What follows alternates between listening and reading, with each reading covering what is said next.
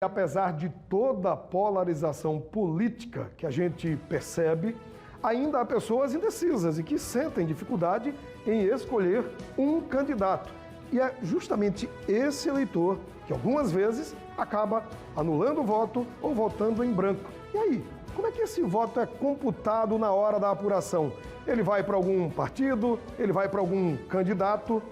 Essas dúvidas também são bastante frequentes, como nos conta agora o Neto Mota. Vamos ver. O final de semana das eleições 2022 chegou. E muito antes dele chegar, a Tainá disse que já tinha anotado faz tempo o número dos 5 candidatos que ela vai digitar na urna eletrônica no próximo domingo.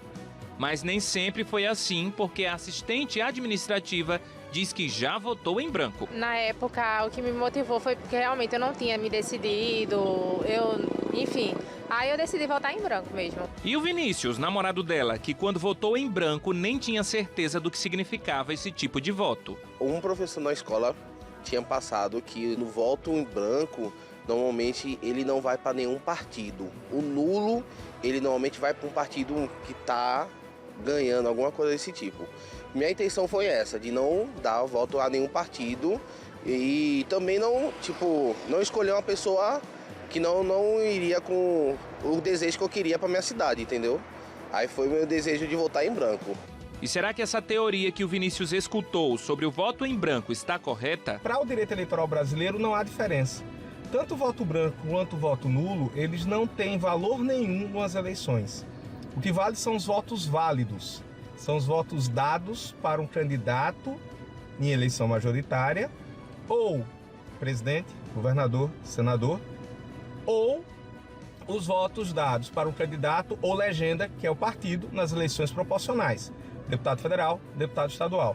Então, quem vota branco ou quem vota nulo, simplesmente seu voto não vai ser considerado nas eleições. De acordo com o Tribunal Superior Eleitoral, nas eleições de 2018, houve um registro de aumento dos votos brancos e nulos. No primeiro turno de 2018, os votos nulos somaram 6%, no segundo turno, 7%. Já os brancos, no primeiro e no segundo turnos de 2018, somaram 2%.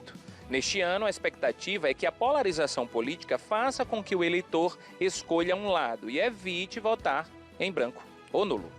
O que significa isso? Significa que as pessoas estão querendo, de alguma maneira, participar do processo de decisão política, né?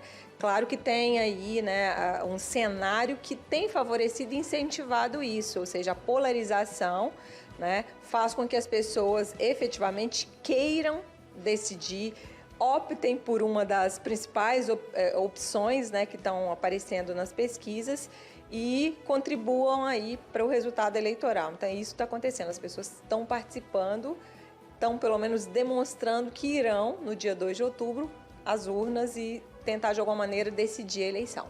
E tomara que, assim como a Tainá e o Vinícius, no dia das eleições as pessoas estejam com todas as opções de votos preenchidas. É que escolher um lado e abrir mão do voto nulo ou branco ainda é muito mais importante para a democracia. Apesar de ser uma opção legítima, né, tanto que tem na urna eletrônica as opções nulo e branco, quando você participa, quando você define ali uma candidatura, você está efetivamente dizendo que acredita em um projeto, acredita numa candidatura e gostaria que essa fosse aquela escolhida pela maioria, né? Então, efetivamente é um exercício democrático, até mais saudável no sentido de decidir efetivamente, de contribuir, né? E quando uma pessoa faz uma decisão de um voto válido, ou seja, em um candidato, em um partido, significa que algo motivou ela a fazer isso, né? Ela prestou atenção na trajetória política, ou em um projeto que foi apresentado, ou uma recomendação que foi feita por terceiros que acompanham diretamente o trabalho desse candidato ou do seu partido. Então, existiu de alguma maneira, né, algo que fundamentou aquele voto. E isso também mostra o quanto a pessoa se importou com o processo eleitoral.